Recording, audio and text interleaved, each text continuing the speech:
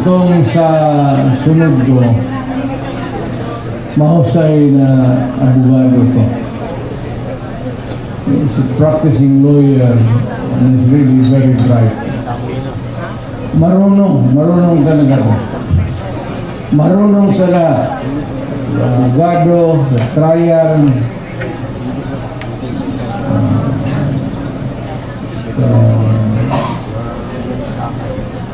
maybe sa social life niya,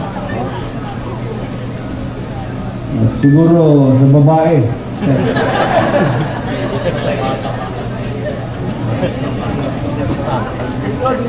Huwag mong kalimutan yung pagpapabata talaga sa iyo.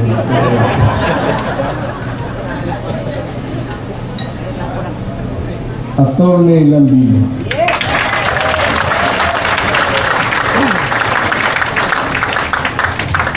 Hindi ko na kailangan. Siya dapat magpakilala sa akin. Baliktad. Hindi ko na kailangan ibandera. Kasi ako mismo gusto ko na siya ang mag-introduce sa akin. Baliktad. Hanga talaga ako nito. Noon siguro asawa ka naman, no?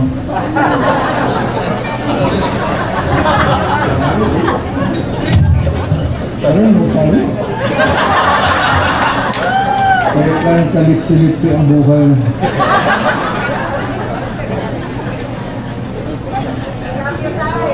Yung akin, nandito siya.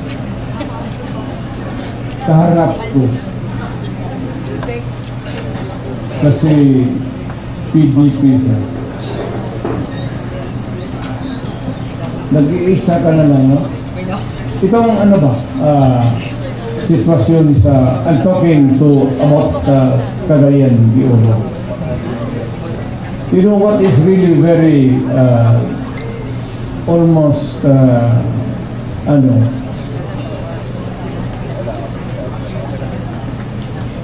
sad.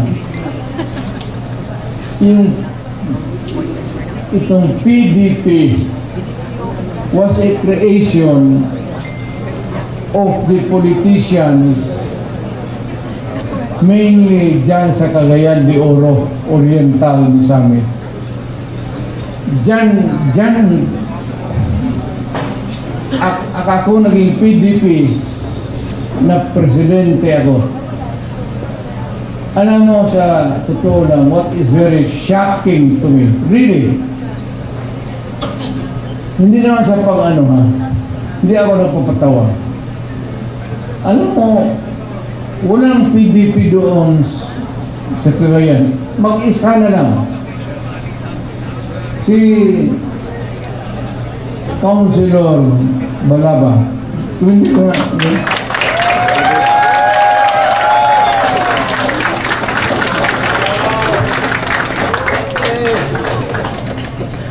Kaya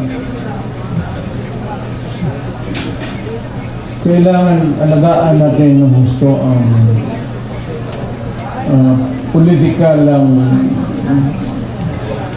Wala ng PDP doon. Sana lang, babae pa. Mabuhay ka, Girlie Balaba.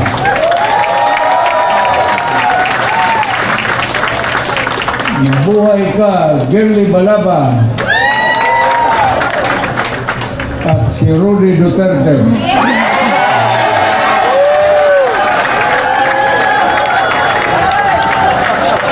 Hanap mong bilis yan. Gusto mo idagdag din yung mga pangalan ninyo. Sino? Girlie Balaba. Sino? Duterte. That's right. Huwag na, tama na. Huwag na kayo mag-ambisyon.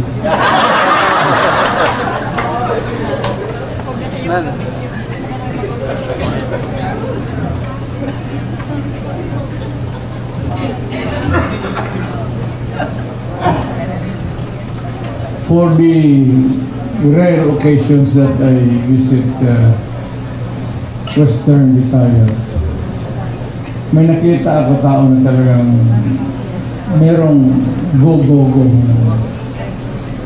a lawyer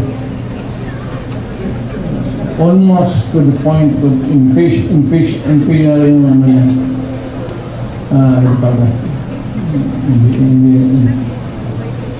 Basta nakita ko yung gusto talaga niya mag-serve sa tao. At minsan very long time ago, na hindi ko noon pa, may ambition siya. Not necessarily yung pagkamayo ngayon.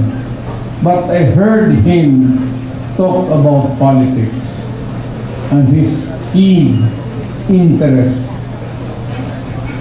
na sa kikita ko yung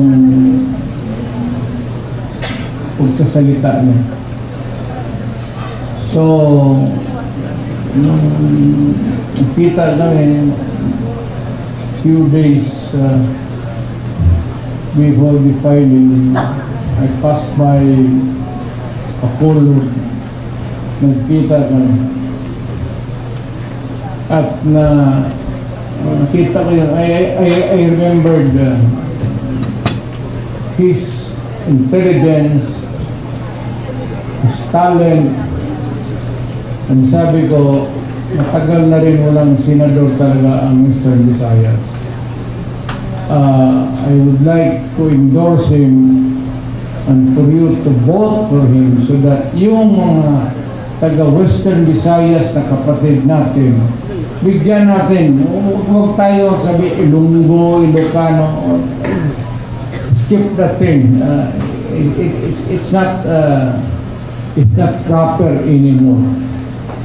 Kung magsabi ka Ilonggo ako, gano'n, do not talk about your tribe.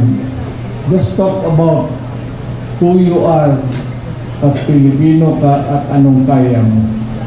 At ito talaga, kaya niya maging senador. Attorney Hindlo.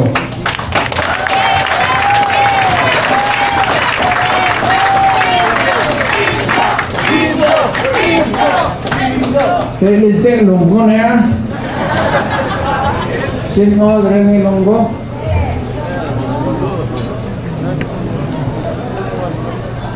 Kaya patapon mo na para may hindi naman sa pangalan. It's not because I'd like to gusto ko na talaga may representation ng Western. Dapat magpapanalo tayo para alam mo, magkakapatid tayo.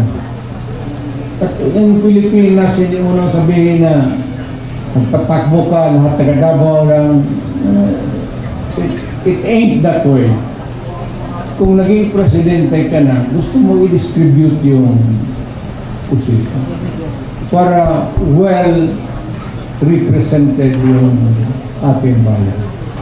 Mag-usap tayo doon, Ilonggo, Ilocano, Waray, Igorot,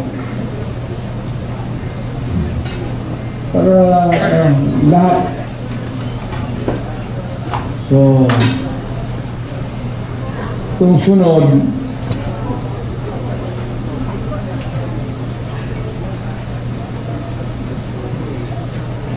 hindi ko masiguro kailangan ipakilala ko to. Kaya nakakamot ako.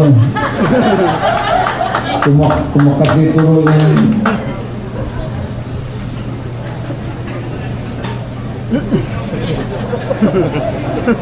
may pera ko mo.